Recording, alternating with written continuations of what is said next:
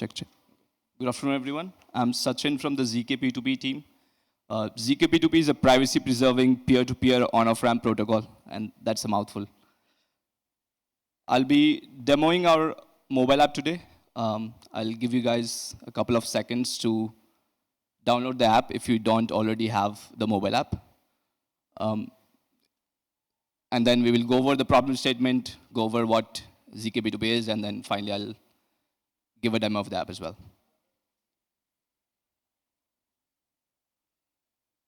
I hope the QR code is clear enough.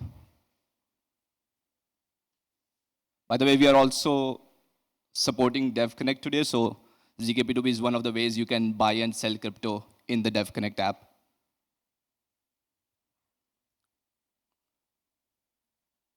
Cool.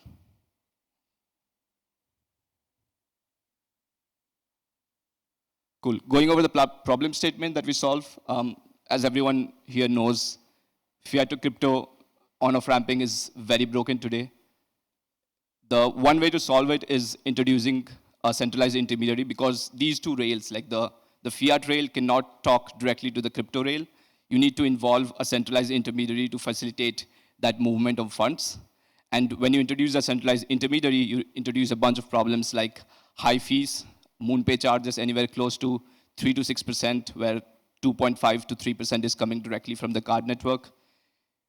Because they are taking custody of your funds, they are required by regulation to KYC their users and make sure that they do not lose the funds. And sometimes, like Coinbase, they end up leaking their database, and your information is out there on the internet, including your address, which is very risky. It's also fragmented. It's like a one solution per country because of the different regulations that apply to each country. And obviously, because when you involve humans in the loop, it's way slower compared to just code. By the way, I also have the QR code on the right side. If you have not downloaded the app, just download the app. One way to solve the centralized intermediary problem is to do peer-to-peer. Many of you would have transacted or bought crypto peer-to-peer previously. It helps remove the centralized intermediary. It is low fees because someone wants to, let's say Alice wants to sell crypto, Bob wants to buy crypto, then you do not need a third party in between. There's a coincidence of wants happening here where because they want to transact, it is generally low fees and better rates. No middleman. It's privacy preserving. You do not have to give your entire history of transactions, your bank statements to Alice to be able to just sell the crypto. But then I guess P2P itself has many problems. Two major ones is discoverability. Like you need to find someone who's willing to sell crypto the same amount, the same fiat currency at the same time that you want to buy crypto. And then you have to trust the other person. Like when you might have to meet them in person, or if you are transacting them with digitally, you would have to you'd have to make sure that they do not take your funds and run away. You'll have to send them screenshots and make sure that they end up giving you funds. zkP2P is a solution to this problem. It helps you solve discoverability, as well as it helps remove the trust. And we use zkTLS as a way to remove the trust bit. zkTLS basically acts as a replacement for a screenshot in our app. Like if you would have used Binance P2P before, or if you would have traded P2P on Telegram, after you send them the funds, you send the proof of the funds that, hey, I paid you this much amount in fiat. Instead of sending the screenshot, zkTLS in zkP2P acts as a way to replace that screenshot with verifiable, authentic, cryptographic root of trust, I guess. You would have already watched like a bunch of talks about what zkTLS is, so I'm not going to dive any deeper into that. Also, like one other benefit that zkTLS gives you is the privacy angle. Like you can, instead of giving your entire bank history to the other guy or to a third-party entity or to a smart contract, you can just selectively disclose that one particular transaction that you need to prove to the verifier. Yeah, zkP2P solution, it's purely on-chain. It's smart contracts based. The verifier in this case, the escrow and the verifier is the smart contract. The escrow takes custody of the funds, and then once the buyer sends the payment, then it also acts as a verifier. I have a bigger diagram to explain how the whole process works. But the gist of that is like the seller first locks the assets in escrow, the buyer, and also provides an identifier like pay me at this bank account number or pay me at this Venmo ID. The buyer does the payment, then they do the whole zkTLS process, which is facilitated by our PR auth extension. So if you are using the browser, you would have to download the extension, which is very similar to, it's built on top of the TLS notary extension. It uses Reclaim and TLS under the hood, and like our own fork of Reclaim to generate the zkTLS proof.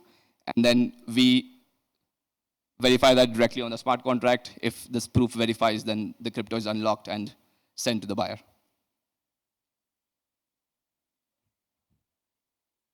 Cool. I guess you got a gist of how the overall flow works. Next, we'll dive right into the demo. I think it would be better if you guys just walk through the demo on your mobile phones as well, along with me, while I'm showing the demo.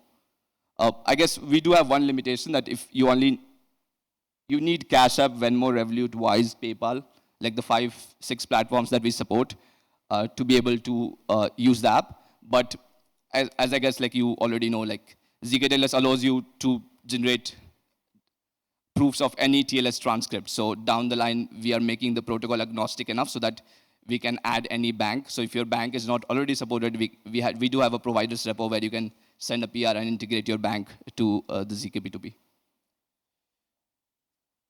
Demo.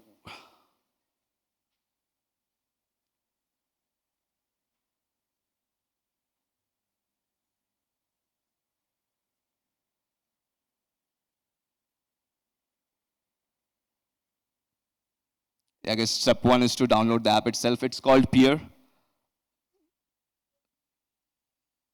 Once you download the app,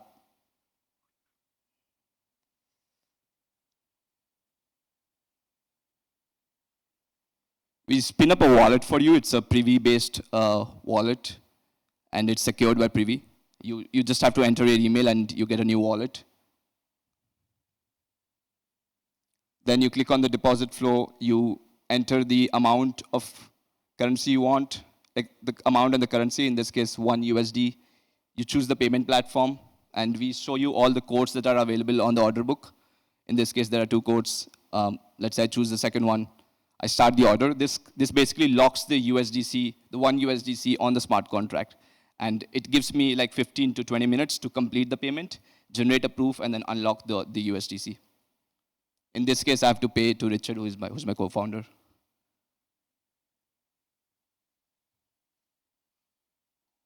I go to Wise to send the payment to Richard. I have to do the normal Face ID stuff.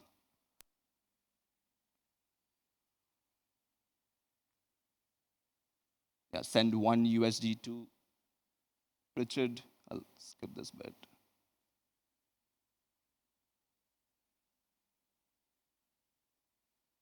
This is just me sending the payment on Wise.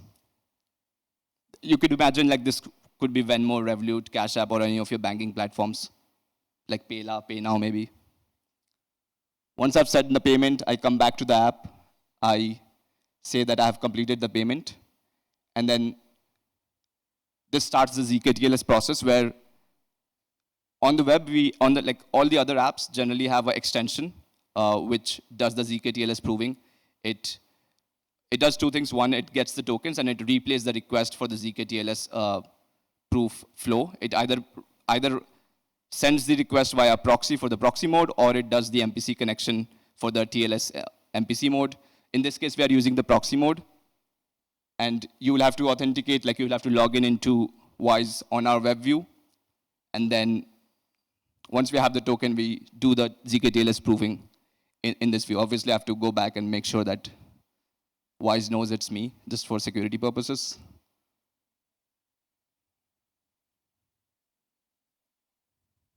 Yeah, here is where we are generating the zkTLS proof. Right now, the speed is 5 to 6 seconds. We're using NARC, and we are doing the proof generation locally on the device.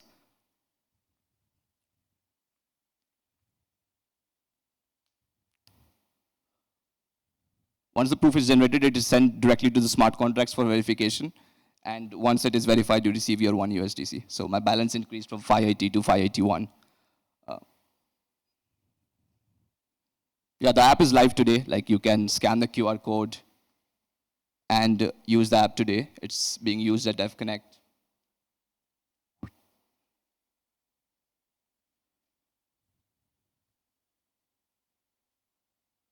Yeah, that was a demo. Thanks for listening. This is my Twitter. We have SDK, we have docs. You can integrate zk P2P into your app, into your wallet, or into your web app. Our SDKs are open source. Our docs are open source. We have an API to fetch the codes for you. Like it's basically like a one-shot replacement for MoonPay, but privacy preserving, no additional KYC. We do not do any additional KYC. All the KYC that has already been done on Wise, on Venmo, we just use that. And yeah, it's fairly easy to integrate. Thank you.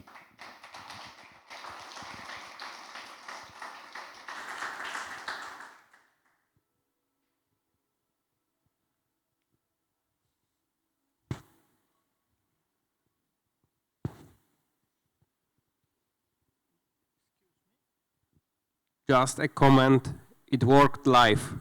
So congrats on live demo. That's not an easy job. Yeah, thanks. We are moving a decent amount of volume on the web app, like we're doing 2 million per month right now.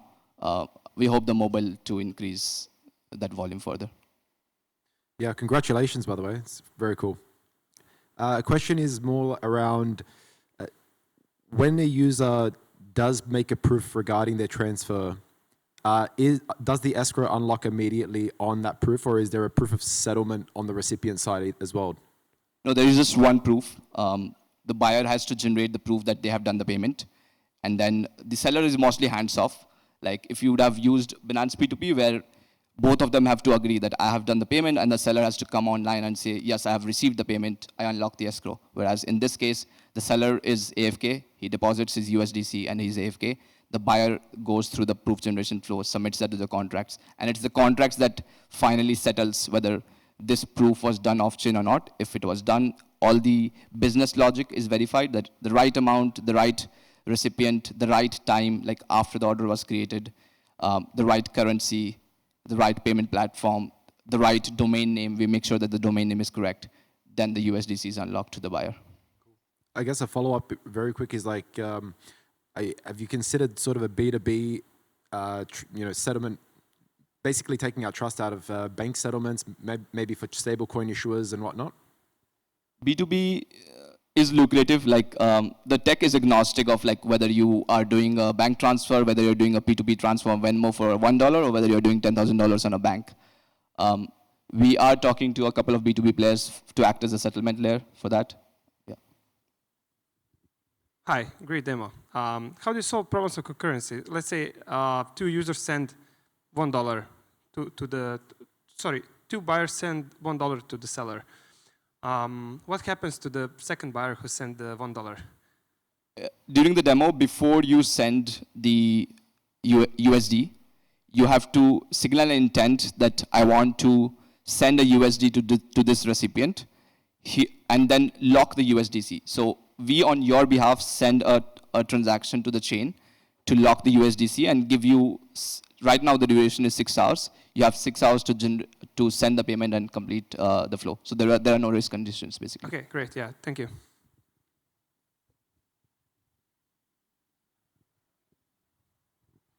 How are you guys planning to handle like a denial of service where a malicious user or malicious buyer basically just sends an intent to buy everything and lock up the contract? We just saw that behavior. Like we were expecting that behavior to happen for a year now. We saw that behavior recently. We are going to introduce a reputation-based system where when you come on the platform for the very first time, you can only lock $100, and then you can increase your reputation going forward. Right? As you do more volume on the platform, the amount of volume you can do on the platform, the amount of money you can lock at any given time increases as you do more volume, I guess. Yeah. So that is a problem right now, but that will be solved very soon.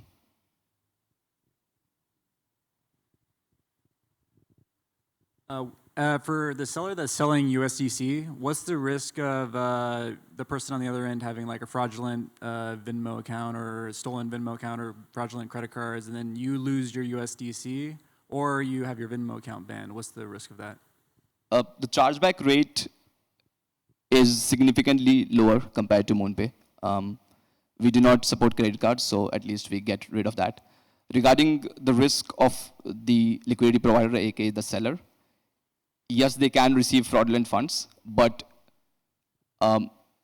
like that's a Venmo problem. We consider that as a Venmo problem because Venmo, if somebody is frauding someone and then taking their money, they're better off taking the money to the bank account rather than Venmo, because Venmo does ask you for source of funds. Like if you just hold illicit funds in Venmo, then Venmo freezes. Hopefully Venmo freezes it immediately.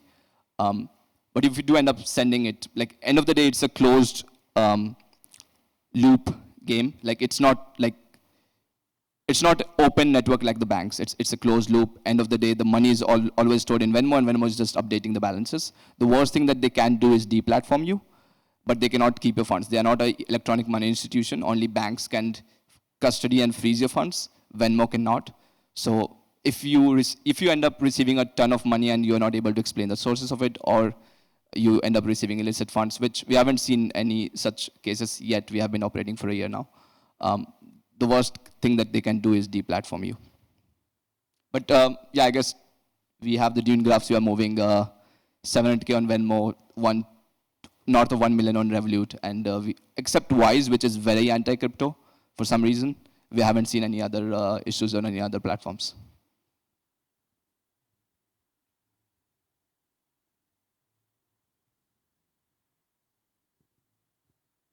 Cool.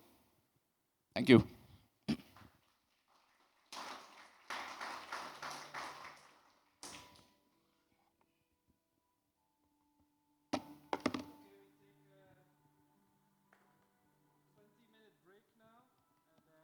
Back here.